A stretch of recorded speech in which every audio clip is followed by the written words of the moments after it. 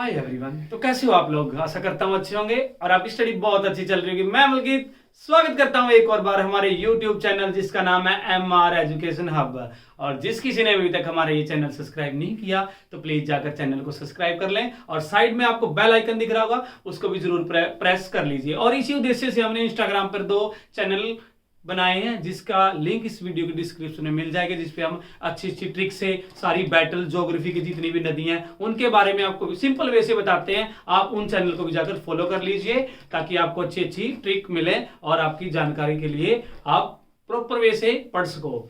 और आज की वीडियो में डिस्कस करेंगे गुप्ता पीरियड, जिसके अंदर हम डिस्कस कर चुके हैं उनके मोस्टली पॉपुलर जो रूलर हुआ करते थे। अगर आपने वो वीडियो नहीं देखी तो इस वीडियो के डिस्क्रिप्शन में उनका भी आपको लिंक मिल जाएगा। तो ज्यादा टाइम बिल्कुल भी नहीं लेंगे, तो स्टार्ट करते हैं आज का हमारा टॉपिक, जिसके अंदर आज डिस्कस करेंगे गुप्त वंश का जो नेक्स्ट रूलर हुआ कुमार गुप्त। तो आइए बने रहिए मेरे साथ इस वीडियो में शुरू से लेकर एंड तक। और आपसे मैं ये कहना चाहूंगा, जो भी वीडियो आप देखते हो उसको कृपया पूरा देखा करें ताकि आपको आधी जानकारी ना मिले, आपको उसकी प्रॉपर जानकारी मिले। क्योंकि अगर आपको मैं इधर करवा रहा हूँ गुप्ता पीरियड, क्या पता आपने कुमार गुप्त देख लिया, आपने चंद्रगुप्त सेकंड नहीं देखा, क्या पता उसी में से क्वेश्चन आ जाए तो आपके लिए बहुत दिक्कत हो जाएगी। तो आपकी दिक्कत दूर करने के लिए हम है ना, तो बने रहिए हमारे साथ इस वीडियो में। तो आज का हमारा जो टॉपिक है, जो नेक्स्ट रूलर बना गुप्त वंश का कुमार गुप्त, जिसका टाइम पीरियड 414 से लेके 454 तक रहा। और सबसे पहले आते ही इसने क्या किया, सॉरी इधर बेटा 13 है, तो सबसे पहले इसके शासनकाल में बना एक इंपॉर्टेंट काम हुआ 413 में। इसने स्थापना करवाई कौन सी यूनिवर्सिटी की? नालंदा।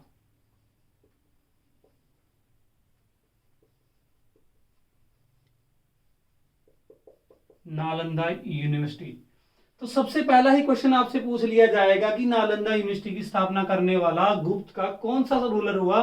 तो वो कौन था? कुमार गुप्त। स्थापना कब हुई? 413 एडी में हुई।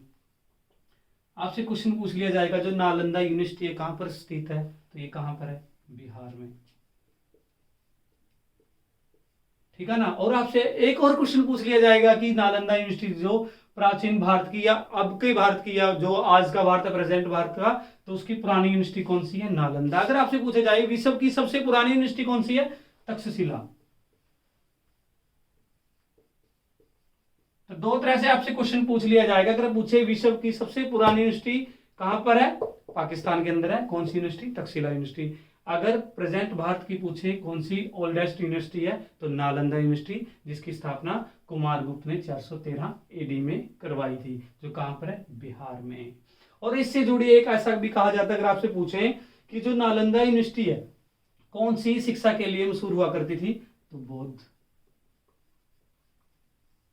बौद्ध धर्म की शिक्षाएं सबसे ज्यादा दी जाती थी। और ऐसा माना जाता है कि जो नालंदा यूनिवर्सिटी के अंदर, तो क्या महायान ऑक्सफोर्ड भी कहा जाता है, क्योंकि सबसे ज्यादा इसमें बौद्ध धर्म से रिलेटेड शिक्षा दी जाती थी। और उस टाइम की सबसे पुरानी यूनिवर्सिटी जो इसकी पुस्तकालय हुआ करती, जो लाइब्रेरी हुआ करती, उसमें बहुत सारे ऐसे ऐसे ग्रंथ थे, प्राचीन भारत की बुकें हुआ करती थी। और अभी देखो इसमें एक टर्निंग पॉइंट आता है जो आपने बुकों में पढ़ा होगा। तो बुकों में इतना खोल के नहीं दिया जाता जितना मैं आपको बताऊंगा कि असली वजह क्या थी। मैंने मध्यकालीन भारत में आपको बताया था कि जो बख्तियार खिलजी नाम का रूलर हुआ करता था, या उसका गुलाम हुआ करता था, किसका? गौरी का। तो सबसे पहले उसके बारे में जानना है, क्योंकि सबसे पहले वो गुलाम बनेगा। किसका था वो? गौरी का। गौरी का गुलाम कौन हुआ करता था? बख्तियार खिलजी।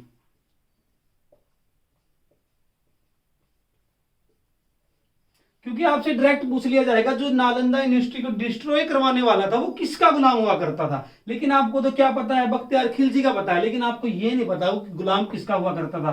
तो सबसे पहले आपको यही जानना है कि वो गौरी का गुलाम था और बख्तियार खिलजी उसका नाम था। और उसने जो नालंदा यूनिवर्सिटी में आग लगवाई थी कब? 1204 या 1205 के अंतर्गत। और क्यों लगाई? सबसे बड़ी वजह, क्योंकि हमारे थंबनेल पे भी लिखा है कि आग उसने क्यों लगाई थी। आखिर क्यों?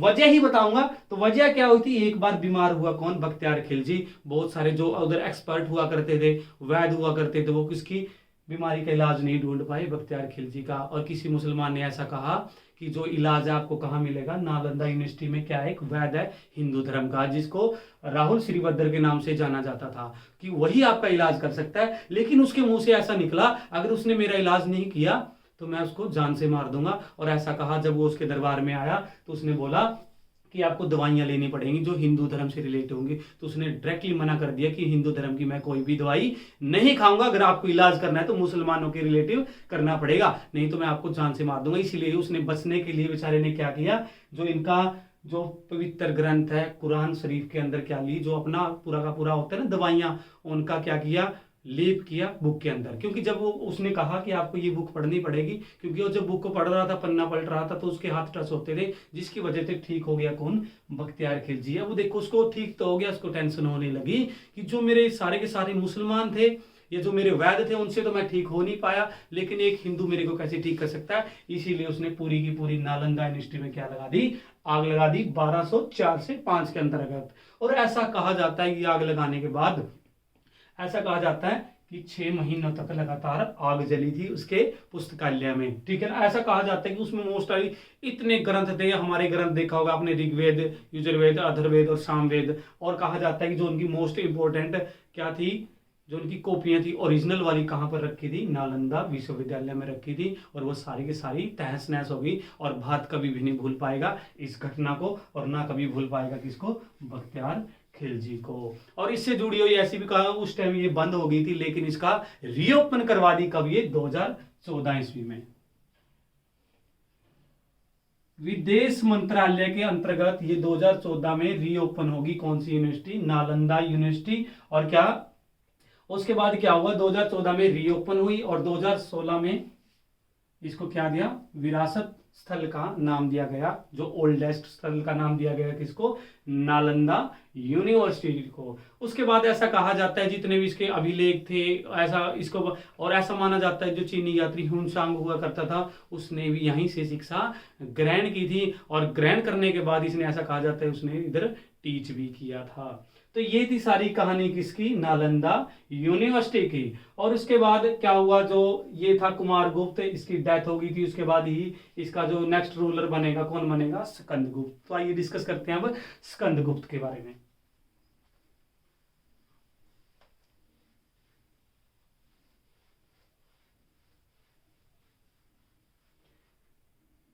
चार सौ चौरंजा से लेके 467 तक,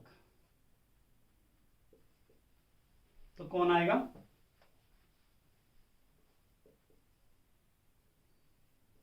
स्कंदगुप्त। किसके मरने के बाद आया,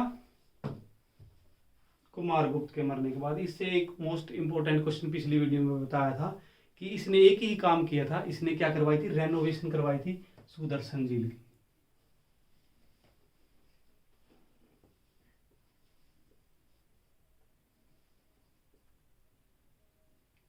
आपको मैंने पिछली वीडियो में बताया था कि चंद्रगुप्त सेकंड ने बनवाई थी सुदर्शन झील, जो गुजरात के गिरनार पर्वत पे बनी हुई थी। उसी की रेनोवेशन किसने करवाई थी, स्कंदगुप्त ने करवाई थी अपने शासनकाल में। और उससे अगला एक जो इंपॉर्टेंट काम हुआ इसके शासनकाल में हुआ, हूणों का आक्रमण।